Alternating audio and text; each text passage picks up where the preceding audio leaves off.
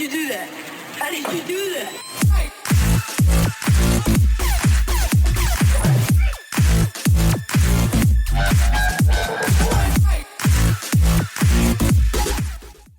Welcome back everyone to another ESO build video. Today it's going to be the update to the Toxicity build. This is the Stamina Dragonknight for the Greymoor Chapter. Now this is a bit of an advanced build. This is actually my main character, so I'm going to go a little bit faster than I usually do because I would expect you to have some kind of idea of where some of this is going or understand the skills at least. I am still going to go over them of course, but I'm not going to go really deep into detail. That is for the other videos. So this is for the more advanced player, but if you're not that advanced, there's no harm you watching it anyway, but you might want to backtrack on some of the other videos to be able to make sense of a lot of this. Now, first of all, we are going to go into the stats. So we're going to pop a potion real quick, make sure everything is running. And we are on 9.7k max magical, which is not that important as long as we've got a decent recovery, which we do. We're on 500. 15.9k max health. That is a little bit squishy, but it is, remember how I play this particular build. If you want to add some health there, you can, of course, but you just have to sacrifice some of your damage output to be able to do so. It's not going to be a massive game changer, but you might want to plug that a bit. 30.8k max stamina and 1,380 recovery. We're on 55.9% crit and 4.2k weapon damage, but both of those do go up in content. Now our resistance is 14,499 and 11,199 for spell and physical. You can of course add a resistance buff to that, but if you're in trials and all that kind of stuff, you have a warden in the group, they can give that resistance buff to you. But of course if you want to bring it yourself, you can do, but you'll have to again sacrifice a damage ability to be able to do that. That is a choice. 64 points into max stamina. Again, if you want to put some more into health, you can do, but you're going to lower your stam pool, which will lower your DPS. We're using Artaeum Takeaway Broth for the most part. Now in most content I actually use this pretty much all the time, I guess. But if you're in a group that has a lot of buffs and bonuses applied, you are taking advantage of off-balance situations. Sometimes you can actually go without this and you can go more flat. Now, in many situations where the group itself is optimized around giving everybody back a lot more sustain, and this food actually works out just fine. So you'll have more damage because you have a higher stam pool, you'll have more health, so your survival goes up, but you will sacrifice your recovery. So the choice is yours. You can use this stuff for pretty much all situations, and you've got a good recovery bonus, health recovery, and all that good stuff. But if you want more health and more flat stamp, you can of course use this. When you're hitting a dummy, by the way, if you're going to use that lava foot stuff, this is the amount of stamina that is on that food. So if you are supposed to be simulating recovery from your group, just consider that this is the food that you are simulating. If you are using this all the time, then it's not a good gauge because there are differences. There's less stamina, more recovery, no recovery, more stam. If you have the stam recovery in your group, this is perfect. Your dummy pass is acceptable for that situation. Remember, it's very much a rigged situation. It doesn't have absolutely everything that you need. If you are using lava food, however, and you do decide that you drop your stamina points in order to give you the health that the food doesn't give you, then your damage is still going to be down because you're taking stuff out of stamina to put in your health.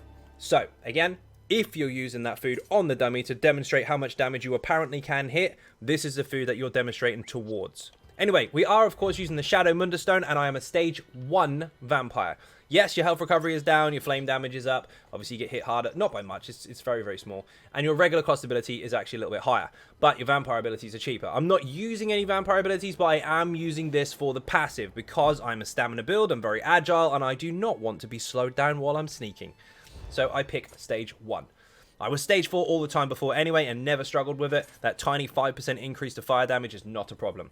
Now we're going to get into the skills. You can, of course, skip this, especially if you are familiar with these, but we're just going to go over them very briefly. Again, this is an advanced build, so I expect you to understand some of this, but I will go over some of the more complicated stuff. So we're using Venomous Claw on our front bar, single target damage over time, Ardent Flame ability, second ability to unlock, starts off as Searing Strike, morphed to Venomous. Very simple, put this on a target, it lasts 14 seconds and it gets progressively stronger the longer it is running. So let it go its full course if you can, and it deals 20% more every 2 seconds. So that's quite a substantial amount once it gets to the last final kind of ticks. So if you do overlap this, it's fine, but if you can make it last longer, obviously the better. Also, a poison status effect is guaranteed applied when this hits, which lines up with our passive. So just bear that in mind as well. That's another dot, so you got 2 there. Next up is Beast Trap, of course. Fighter's Guild ability, last one you unlock. Starts off as Trap Beast, morphic to Barb Trap. Put it on the ground, give yourself minor force, increasing all of your critical damage by 10% as long as this hits a target at least once. So if it's a normal target and it's not a boss, it can be pinned on the floor for a short period of time and it'll do damage over time over 18 seconds whilst giving you the buff. If it can't be stunned or immobilized or anything like that, if it's a boss type, you can't obviously apply the immobilization, but you can still apply the damage and you can still apply the minor force buff to you. So that's a very helpful skill. Make sure you keep it in your rotation at all times. You will be critting quite a lot. You do want that extra damage output. Soul Trap is Consuming Trap, in fact. Comes from the Soul Magic skill line. You get it at the beginning of the game. Morph it into Consuming Trap. Now, for those of you that are running this as an advanced player and you're familiar with it, this is a very, very useful skill. It's not just there as a single target damage over time that costs magicka, so it's great for our sustain. We're not using our stamina to do this. And it scales off of your physical damage output, so that's great as well. But look at the part at the bottom. This will give you, I know it shows stats, but the actual percentages for this is 20%. This will give you 20% of all 3 resources, health, magic, and stamina, back if the target with this dot on it dies. So, not only do you need to keep this up on the target that you're fighting, but if there are multiple targets in the room, you can put this on multiple enemies at once. So say there's 3 enemies coming at you right now, put Soul Trap on each one of them, kill all 3 of them while it's still running, and you'll get 20% for each kill. So you'll end up with 60% resources back. So if your mag pool is really, really high now, and your stam pool is dying, and there's loads of small adds in the room, you can actually just nuke your mag pool by putting this on multiple targets, and then just go hell for leather trying to get them down. Once you get them down, your pool, especially your stam pool, will just rapidly fill back up again. So this is a resource gaining skill in very small fights, and above all, a very strong single target damage over time. So do not let it run out, and if you do have small adds, put it on every one of them that you can. This is very simple. This is in the dual wield skill line. Very, very important for our overall build and gear choices. First ability to unlock starts off as Flurry, morph it to Rapid Strikes. Yes, you can take the other morph if you prefer. Bloodthirst actually does give you a heal at the end of the last stab. So it's a 0.6 second channel. Go stab, stab, stab, stab, and then both daggers go in or both weapons go in, and you get a big hit at the end. So the last hit is actually more effective. You must make sure it connects. This one is slightly stronger. The other morph has a little bit less DPS, but it does heal you for 60% of the final hit done. So that can actually keep you alive for quite a substantial amount of time. It's a very helpful skill. The morph choice is yours, but this one does do a bit more damage. And also this was fixed, so the gear that we're using right now is actually benefiting this even more in this particular update. Rend and Slashes is next, but this is a flex slot. First of all, starts off as Twin Slashes, morph it to Rend and Slashes. This does an initial hit, then does a 10-second damage over time, and reduces their movement speed. Movement speed reduction is not that important, but the damage over time is, and it's in the form of a bleed as well. Now the other morph for this, again, which you can choose to take if you prefer, will give you the same damage over time, a slightly less initial hit, but it will give you a heal over time when this is running. Now, if you don't want to use this in your situations that you're in, perhaps there's lots of adds, you can obviously use a couple more stabs in your rotation and instead use Whirling Blades on your bar here. If you do that, that will give you that execute power, not just for bosses, but for big ad pulls as well. And if you are trying to get your resources back and there's lots of small ads, you can put this on multiple targets, meaning that they are now cursed, if you like, with Consuming Trap. And then you can use Spin to Win to actually finish them off and gain back all those resources. But just be careful because this can be quite expensive. Some situations you might want to heavy spin just to keep up your pool. Now, this starts off as Whirlwind, morph it to Whirling Blades for that execute power. This will actually get more effective the lower the health, and it does stack with passives as well. The other morph is just a flat AoE bonus. You don't get any execute power for it except for the passives. So you use this when the targets are under 50% health. However, I'd recommend somewhere around 30 to 25%. 25% is kind of your sweet spot because that's when your dual wield passives kick in. Dawnbreaker is on the front bar for oh shit situations and passives. So it starts off as Dawnbreaker, morph it to Flawless Dawnbreaker. Fighters Guild needs to be level 10. This will do physical damage in front of you, and it will deal damage over time. And it will give you 300 weapon damage for 20 seconds. So if you don't have enough for your major ultimate right now and the fight is nearly over, you can smack this. If your resources are low and you're in trouble, you can smack this. The rest of the time, leave it on your bar. It's here mostly just for passives. Resolve and Vigor, of course, is in the Assault skill line. Second ability to unlock starts off as Vigor, morph it to Echoing Vigor. If you've watched any of my All About Mechanics videos or you've seen me on live stream, you'll notice that I'm using this all the time, not the other Vigor, because I do contribute towards the group in terms of healing. I do try to help other people have those extra ticks and it's a long durated heal as well. So even if you need this yourself, you can actually just press it, wait for 10 seconds, and you get a heal throughout every 2 seconds. Do not spam it, because spamming it won't make it any stronger. The other morph is a lot shorter. It's more oh shit rather than over time. So again, the choice is yours, but that one's a solo heal. You won't benefit your group in it. And in some stack and burn situations, it actually helps if you've got multiple people stacking vigors. And yes, they do stack. So that's a choice there. But if you want to, you can, of course, change it to Molten Whip if you're comfortable with your group. If you are optimizing for a certain situation within your own group's build setups and you have enough heals for you to not need them yourself, and you really trust your healers to never fail you, which is extremely rare, by the way, and I would still encourage you to take a heal, then of course you can put Molten Whip on the back bar. Starts off as Lava Whip, morph it to Molten Whip. This is in the Ardent Flame skill line, first ability to unlock. Now what this does is every time you use an Ardent Flame ability while this is on your bar, you will gain weapon damage and spell damage, 75 in fact, for 5 seconds, and they stack 3 times.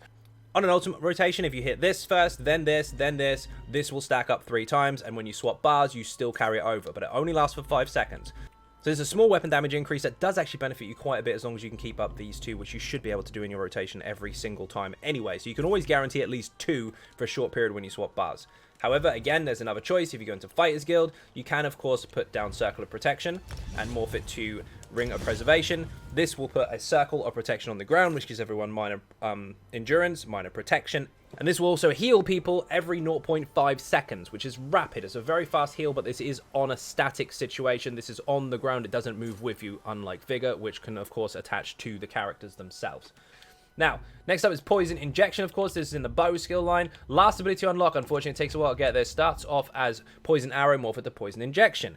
Single target, poison damage over time. Very simple, don't let it run out. However, this does deal more damage the lower the health of the target. That is also very beneficial to our overall build when it comes to gear. Noxus Breath, Ardent Flame skill line. Third ability you unlock, starts off as Fiery Breath, morph it to Noxus Breath. This is an area of effect, damage over time per target. So the Major Fracture reduces their physical resistance by 5280, which is the same as Pierce Armor. So if it is on the main target, no, you won't necessarily benefit from it, but it will overlap and restart it. But if you've got multiple enemies in the room, this of course can hit multiples, and each one will get a dot. 14 seconds worth of poison damage is very nice indeed, plus the initial hit as well. Just bear in mind, of course, you can swap this if you want to, and you can go for Caltrops, which is in the Assault skill line. Now, you put this on the ground in a location of your choice. It has a very long range. You can throw it up to 28 meters, so this is mostly in ranged situations, and you'll apply Major Fracture to these targets as well. Now, this does do less damage, but it does apply a snare, so in certain situations it's helpful to slow things down, especially the last corridor in VMAL when you've got the bombers coming in. This does apply Major Fracture as well, just like the Breath does, but again, from range, this is quite handy.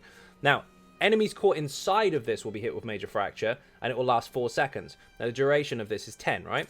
It doesn't mean it lasts for 4 and the damage lasts for 10. It means every single time they take damage, it will start again for 4 seconds. If the skill runs out while they're inside of it, they still have it on them for a further 4 seconds while it finishes, because the last tick will do damage. So the actual Major Fracture for anyone caught inside of this is 14 seconds, not 10. And if a new enemy comes in, they get hit with it. If an enemy stays in it, they constantly get refreshed. So where most people would assume that this is a very short duration fracture, as long as people are taking damage from this, you can consistently keep it up. It's a very handy skill, especially in dungeons and trials where there are mass ad pulls, and you want to just kind of fling this out there and get everyone into the fight quite quickly. Yes, the Breath can get the same reduction to physical damage and all the rest of it, but this is close range, this is long range. Caltrops is actually a very handy skill to keep down while you're running around the room, keeping out of trouble. Next up is, of course, Flames of Oblivion. Ardent Flame skill line, last ability to unlock, starts off as Inferno, morph it to Flames of Oblivion. This is very simple. You activate it, and for 15 seconds, you fire up to 2 fireballs to 2 different enemies every 5 seconds. And it scales off of your highest offensive stats. So this ability on the front bar, you've got Consuming Trap, and you've got Flames of Oblivion. Both of them cost Magicka, but both of them scale off of your weapon damage and stamina because they are highest stats. So this is actually quite helpful for our overall sustain as well, because these two don't cost us stamina, and that's more stamina we have to use. Arrow Barrage is next from the Bow skill line. Very simply put, do not let this run out. Put it on the ground. Big area of effect damage over time, just like Caltrops, but a smaller area and a lesser timer. Now, this winds up for 2 seconds and lasts for 8. If you are on top of your rotation, then this will not be a problem for you. If you are not on top of your rotation, even if you got it in the right order, but you find yourself a little slow or sometimes a little too fast and things aren't firing, you want to swap this to Endless Hail instead. That will do less damage, but it will last longer. This is your bread and butter. It will keep your back bar weapon constantly proccing, because weapon abilities will make weapon glyphs fire. Ranged or close quarter, damage over time, area of effect weapon abilities will constantly fire glyphs no matter what bar you're on, as long as you fire the skill. Finally, Standard of Might. This is our main ultimate. You want to be using this as much as possible. Ardent Flame, level 12 you need for this. Starts off as Dragonknight Standard, morph it to Standard of Might. Now this is very simple. Put it down, and for 20 seconds, you will actually do flame damage and area of effect. Also scaled off of your highest defensive stats, so scales off on max stamina and weapon damage. Increases all the damage you do, and reduces all the damage you take by 15%. Do not drop this, then put your damage down. Put your damage down first, then drop it. For 2 reasons. 1, your resource return from your passives, which we're coming up to in a moment. And 2, this lasts 20 seconds. You don't want to put it down, and then once the seconds start ticking, 1, 2, 3, now you start putting your damage down. You just wasted 3 seconds already before you've even started.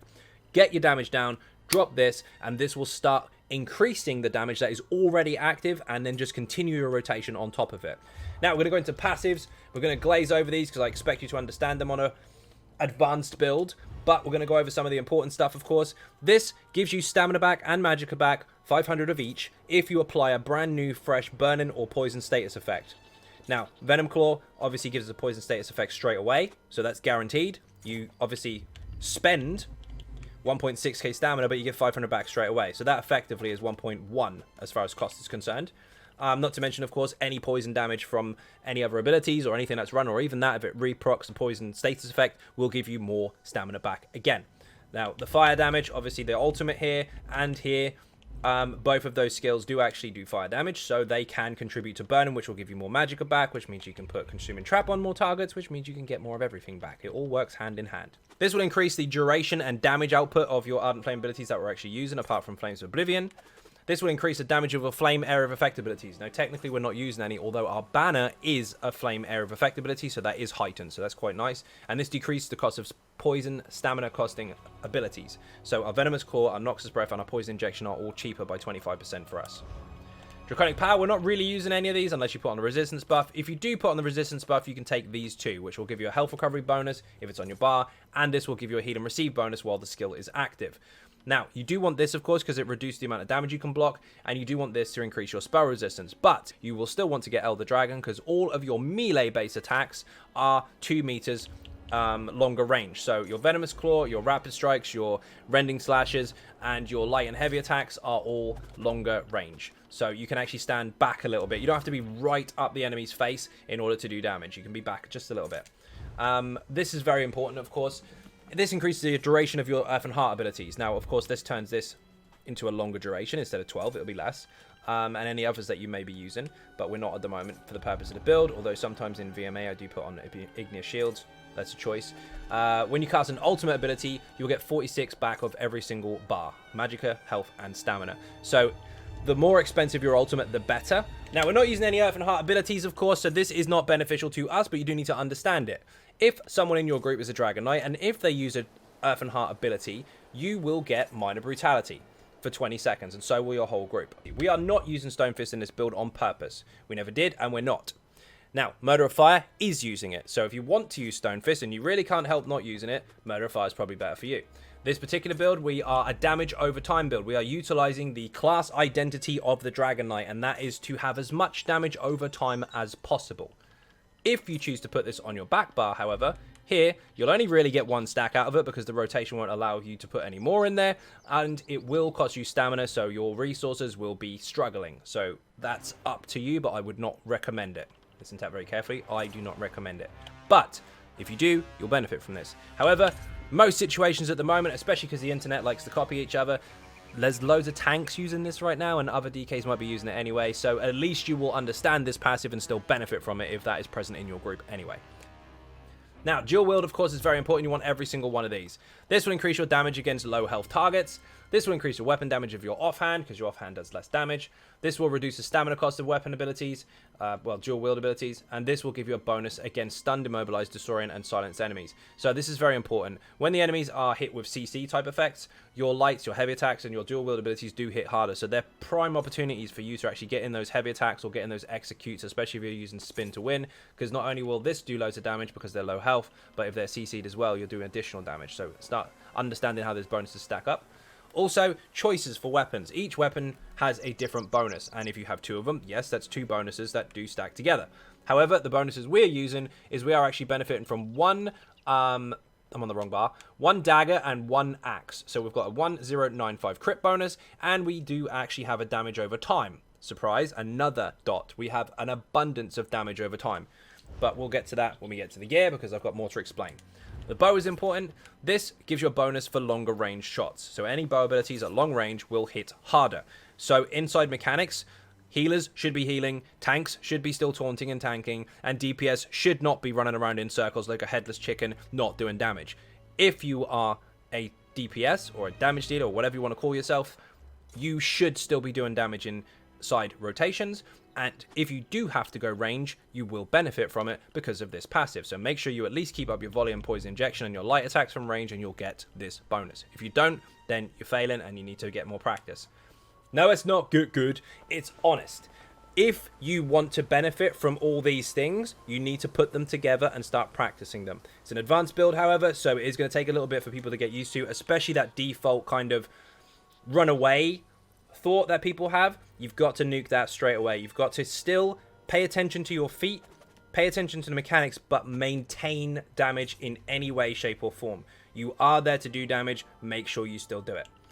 Now, this reduces the cost of your bow abilities, which is great.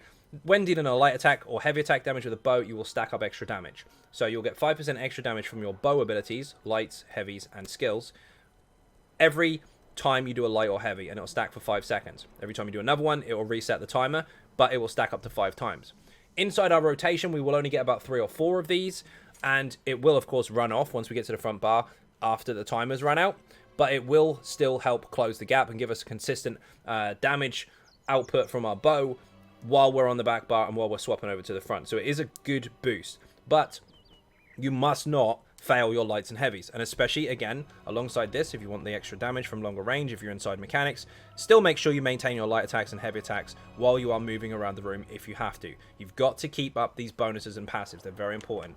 We are very, very agile as a medium build, so this bonus is actually quite helpful to us. If we dodge roll on the bow bar, we run faster, but don't dodge roll too close to another dodge roll, because if you do, you'll be penalized and it will cost more. We are using nothing but medium armor, no monster set, so I'm not going 511, and the armor sets we're using are medium. Okay, we got that one out of the way before people try to tell me that you have to use 511 or else, that you can't on this build because it's all medium armor. Now, this increases your crit chance per piece. This increases your reduction to stamina costing abilities, so the cost is down, and also increases your stamina recovery. This improves your sneaking, so your detection radius, and your reduction to cost, which is awesome. This increases your weapon damage by 15%, and this will increase your movement speed, so we're very, very fast, and reduce the cost of dodge roll. Now, you are going to want to make sure that you do get this passive if you want to go stage 1 vampire. Now, you do not have to be a stage 1 vampire, but I am choosing to. This is how I play my character. However, the reason for it is for this. This ignores movement speed penalty while sneaking. When you sneak, you are slow as hell. This prevents that. And as a stamina build that relies on agility and movement speed and all that kind of stuff, I do not like sneaking really, really slowly. It feels very sluggish, so I will take the 5% extra damage from fire. I will take the 3% extra cost in my skills, and I will take this passive. You do not have to, but that is a choice I personally have made.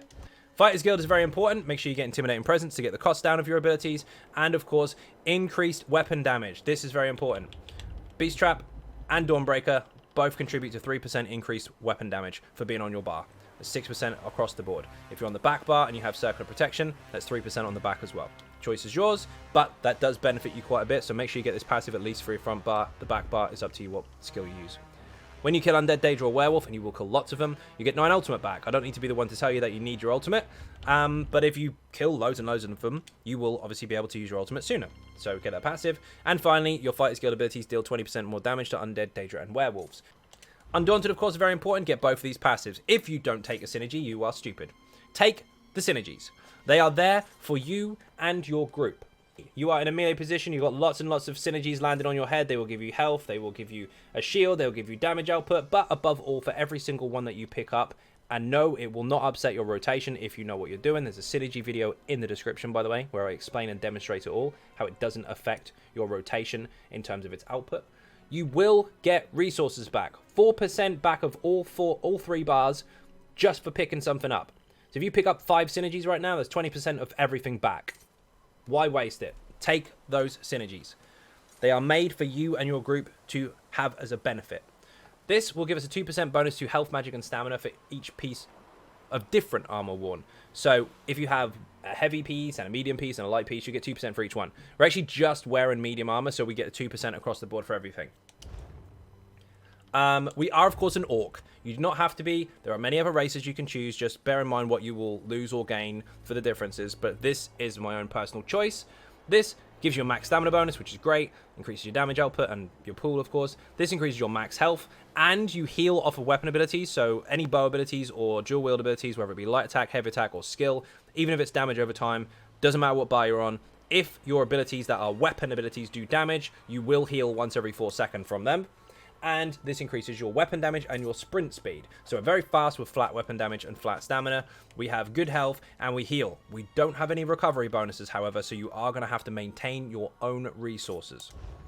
Alchemy is very important. Medicinal use. We are using weapon crit pots, so we have major brutality, major savagery, and major endurance. And if you have this passive, they last 47.6 seconds rather than 36. Your potions are consumable buffs. As an advanced build video, I shouldn't have to tell you this, but I'm going to make sure that I do. You wouldn't let your resistance buff run out. You wouldn't let your weapon damage bonuses normally run out. You wouldn't let any recovery skills that you have that benefit you in any way, shape, or form to run out. The potions are the same. They are consumable buffs. Don't just use them when you run out. Use them all the time. If it's grayed out, you can't use it. If it's not, you should have it active now. Make sure you consistently keep up these potions in content and you'll have those buffs all the time. Now we're going to go into the gear. So, we are using the Perfected Maelstrom Dagger and the Perfected Maelstrom Axe. Don't panic, it's not the end of the world if you don't have the correct weapons. You can, of course, use the normal versions and get this on normal. So if you are looking for an advanced build, but you're not quite into that stuff yet, you can still start going for it. Because the normal Maelstrom weapons we've been using forever, and they've been fine. But these got a little bit boosted.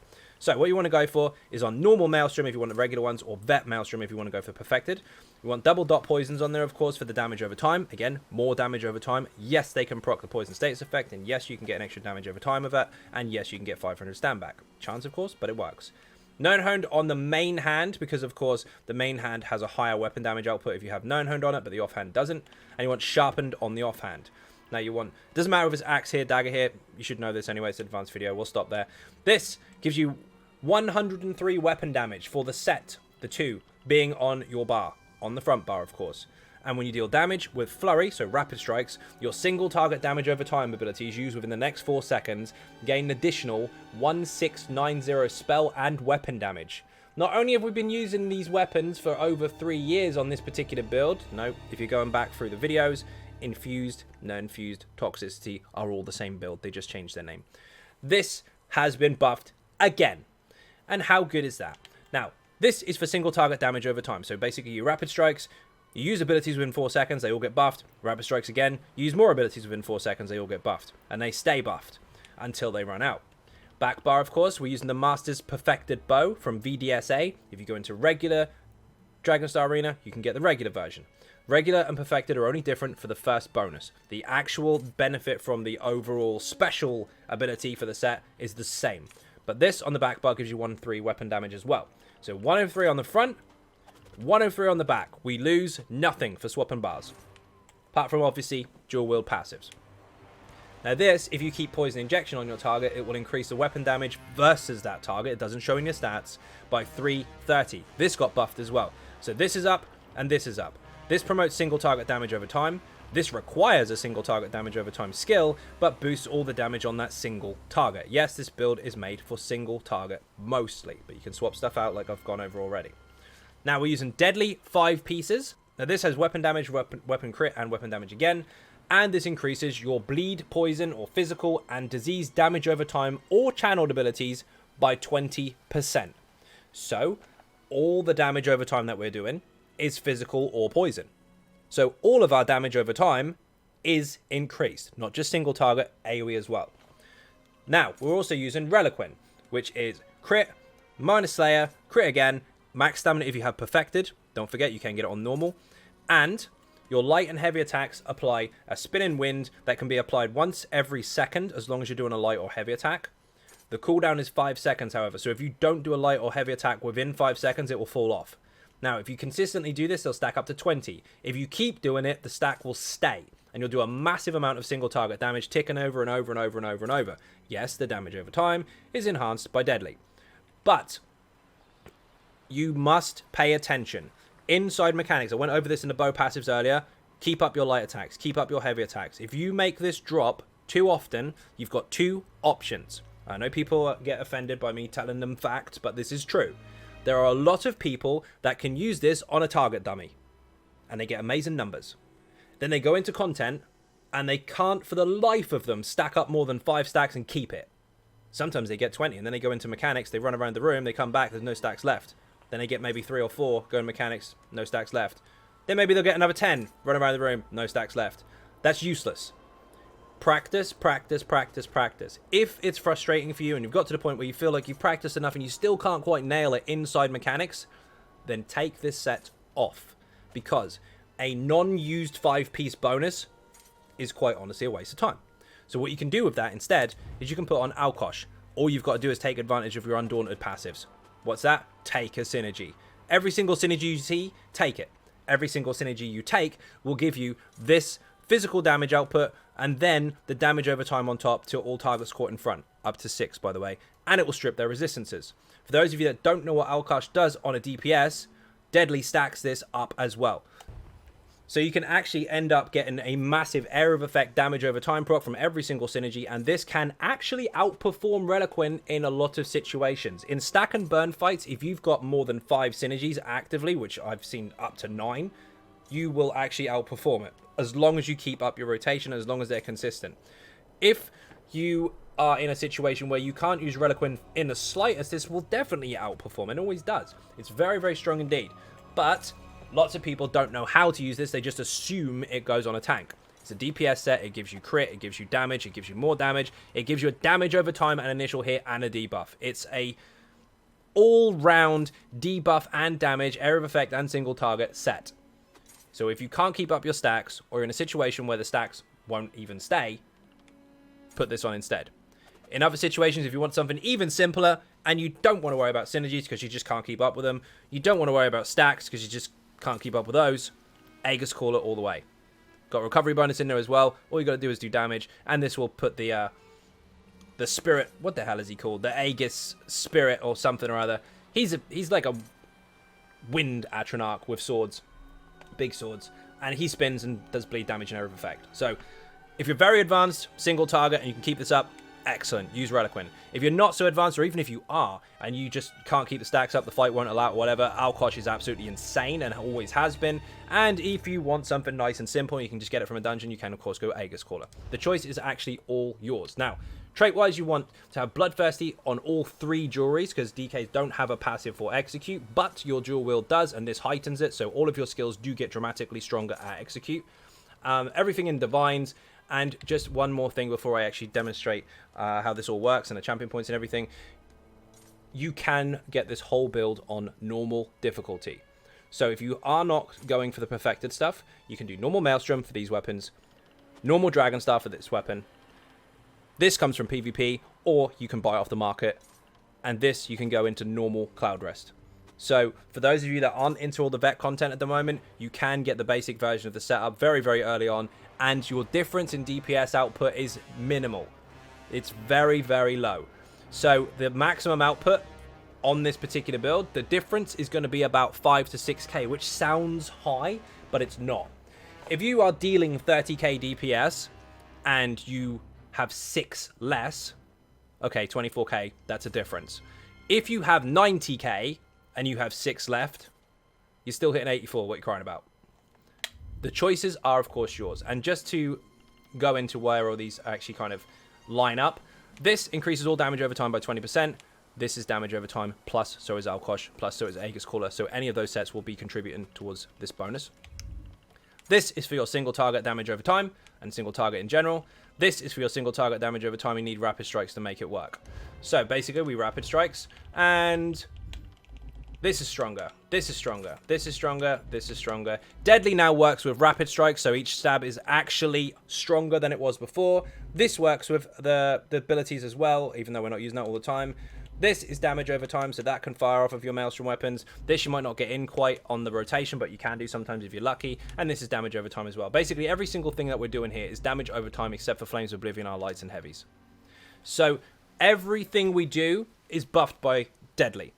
Everything we do is buffed by our rapid strikes, except for Volley and Flames of Oblivion. So the rotation will allow for this. Now, we're going to go into champion points first of all, then I'm going to explain that.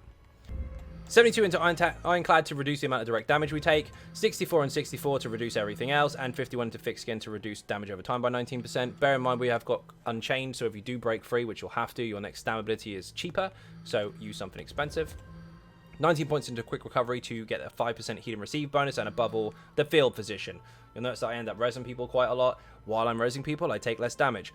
If you're advanced, as you should be if you're watching this, pop your Vigor first, then start rezzing, because then you're getting those consistent healing ticks while you're standing there doing nothing. 44 into Warlord to reduce the cost of break free, 75 and 75 in recovery and heavy attack return. I do heavy attack sometimes inside the rotation. Do not go to low stamina or no stamina and then start heavy attacking. There's a lot of misinformed stuff out there about how heavy attacks lowers your DPS. Now, those people, although they don't really know it, are talking about just heavy attacking. If you are just heavy attacking because you've ran out of juice and you've got nothing else left, you've got no dots running, you've got no skills, nothing, you're just sitting there holding heavy attack, yes, it's going to suck. But if you can keep up your rotation and weave in a heavy attack every so often, especially during off-balance situations where your heavy attacks do 70% more damage, note the word more, you can actually maintain your resources, keep up a healthy rotation, and keep up consistent damage. It's about your application, not just about the skill itself. On its own, a heavy attack is not going to benefit you that much. Inside your rotations, keeping up your consistent resources, you will be fine. Also, bear in mind, again, like I said, don't do this just when you're really, really low. You might want to weave a heavy every so often, around sort of 50-60% health, or stamina rather, just to make sure that it is consistent if you feel that you're dropping too quickly.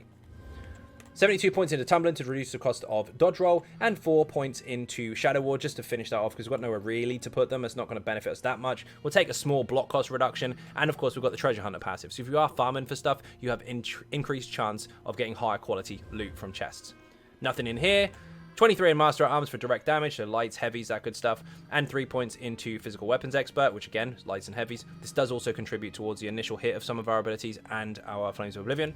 73 into Thaumaturge to give us 23%. We've got 1 point left, so we put it into there just to give it a nice over the 0 point percentage.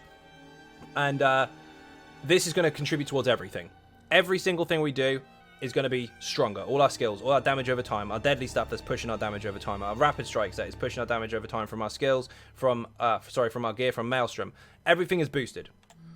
This will increase our crit damage furthermore on top of the Munderstone. This will increase your physical penetration so that we can actually hit 18-2-0-0 in trials, in content, in dungeons, whatever, if your group has brought all the shiny stuff with them. If they haven't, sure, there'll be a gap. If they have, you are already optimized. However, if you have someone in your group using Tremor Scale, it got changed. It now gives you 2, 3, 9, 5 physical penetration to the target. That means that you need to lose 2.4k from here. So if you do have that in your group, and if you are optimized to hell already, drop 2,400 physical penetration in here and put it into Master at Arms Almighty. Mighty will probably be better because Master at Arms is only for direct damage stuff. Mighty will be for all physical damage and disease and poison and all that good stuff, so it'll actually affect everything. So I would recommend in here, but either way, it's up to you. And to finish it off, 49 points into Mighty.